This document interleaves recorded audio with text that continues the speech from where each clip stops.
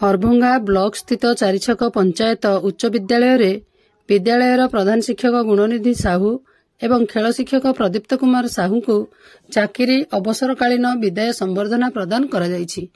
एही अवसर में विद्यालयर वर्तमान प्रधान शिक्षक श्रीधर प्रधान सभापतित्व में विदायकालीन संबर्धना सभा अनुष्ठित होइथिला।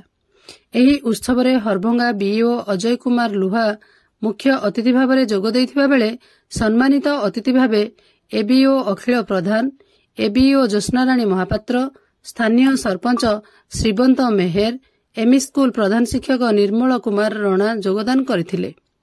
अवसर नैथिबा दुई शिक्षक एही विद्यालय रे चाकरी आरंभरू एपर्यंत होइथिबा घटनावली स्मृति एवं अभिज्ञता को वर्णना करथिले।